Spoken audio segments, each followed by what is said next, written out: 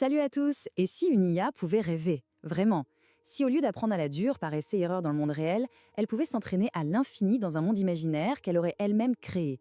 Eh bien, c'est l'une des idées les plus puissantes de l'IA aujourd'hui et on va la décortiquer ensemble. Alors, cette idée, est-ce de la science-fiction? Pas du tout. C'est même au cœur d'une véritable révolution dans la manière dont les IA apprennent. Ça promet des agents capables d'apprendre plus vite, de façon beaucoup plus sûre et avec une efficacité bien juste dingue. On parle donc d'une IA qui peut imaginer. L'idée, c'est que les modèles les plus avancés s'entraînent dans ce qu'on pourrait appeler un bac à sable mental. Et cette capacité à simuler des futurs possibles, à se dire « et si ?», ça change absolument toute la donne. Pour bien comprendre, il faut voir qu'il y a deux grandes écoles en apprentissage par renforcement.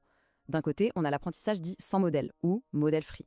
C'est la méthode brute. L'IA agit dans le monde réel, elle se trompe, elle réussit, et elle apprend comme ça. C'est efficace, mais c'est souvent très lent, ça demande des tonnes de données et ça peut même être dangereux. Et de l'autre côté, il y a l'approche qui nous intéresse, l'apprentissage basé sur un modèle, ou model-based. Là, l'IA construit d'abord sa propre simulation du monde, son imagination, et ensuite elle s'entraîne dedans. Et comme on peut s'en douter, c'est beaucoup plus rapide et plus sûr. Alors cette fameuse imagination artificielle, comment on l'appelle dans le jargon, eh bien le terme consacré c'est modèle du monde, ou world model en anglais.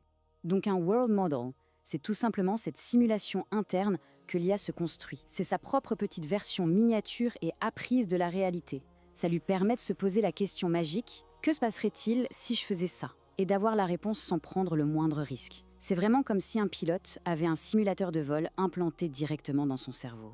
Cette citation, elle est tirée des recherches sur le concept de dream to control, rêver pour contrôler. Et franchement, ça résume tout. L'entraînement se passe entièrement dans ce rêve, cette simulation interne, où les échecs n'ont absolument aucune conséquence dans le monde réel. Attention, cette idée n'est pas sortie de nulle part.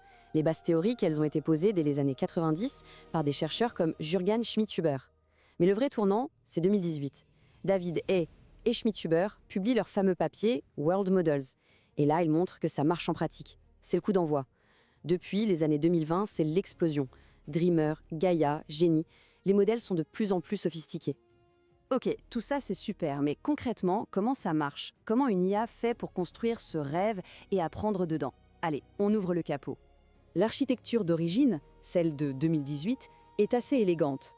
Elle repose sur 3 grands modules qui travaillent main dans la main.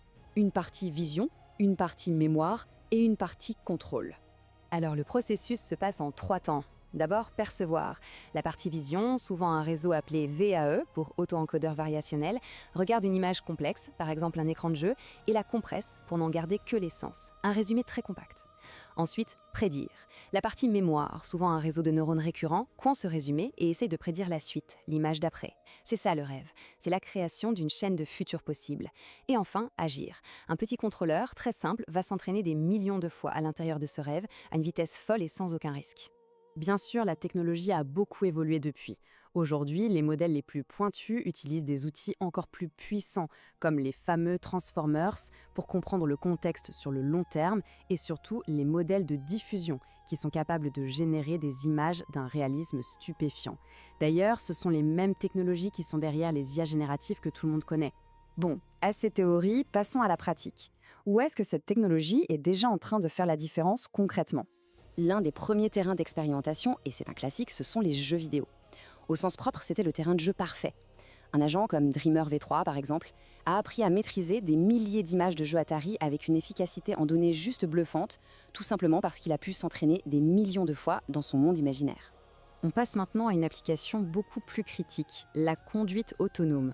Là, les modèles du monde sont devenus absolument essentiels pour créer des simulateurs de très haute fidélité. Ça permet d'entraîner et de tester les voitures autonomes dans des millions et des millions de scénarios différents. Et pour la conduite autonome, les avantages sont énormes. Premièrement, la couverture. Ces simulateurs peuvent créer des situations ultra rares et dangereuses qu'on ne trouve pas dans les données de conduite réelles. Deuxièmement, la fidélité. Le réalisme visuel est souvent bien meilleur que ce qu'on peut obtenir avec des moteurs de jeu traditionnels. Et enfin, l'efficacité.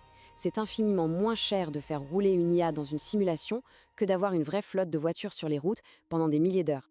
Et si on allait encore plus loin? C'est ce que fait Google DeepMind avec son modèle Genie.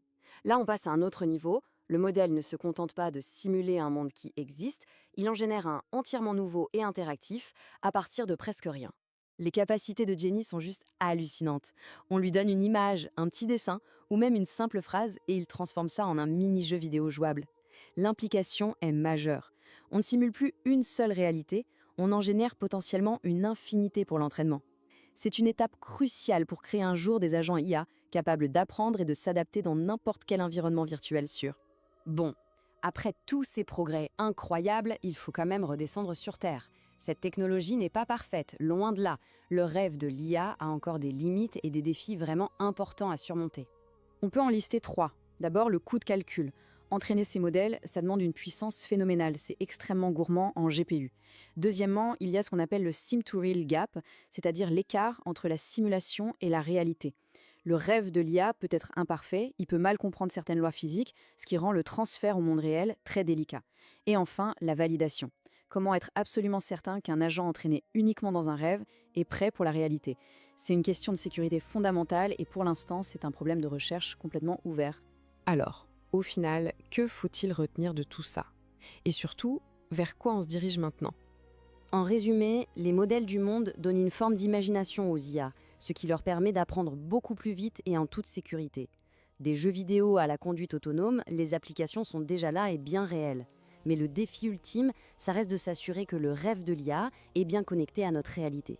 Et c'est justement la direction que prend la recherche. La prochaine étape, c'est de fusionner ces modèles génératifs avec de vrais moteurs physiques pour garantir que les simulations sont cohérentes. L'objectif ultime, le Graal, ce serait de créer des simulateurs qui s'améliorent tout seuls en se recalibrant constamment sur le monde réel. Le but, c'est que le rêve et la réalité deviennent presque impossibles à distinguer. Et ça nous laisse avec une question fondamentale pour l'avenir. Si les IA rêvent de mondes de plus en plus riches et complexes, comment est-ce qu'on garantit que leur vision du monde ne va pas diverger de la nôtre? C'est peut-être l'un des plus grands défis qui nous attendent dans les années à venir. Voilà pour cette plongée dans les rêves de l'intelligence artificielle. Merci de m'avoir écouté et à très vite pour décortiquer un nouveau sujet.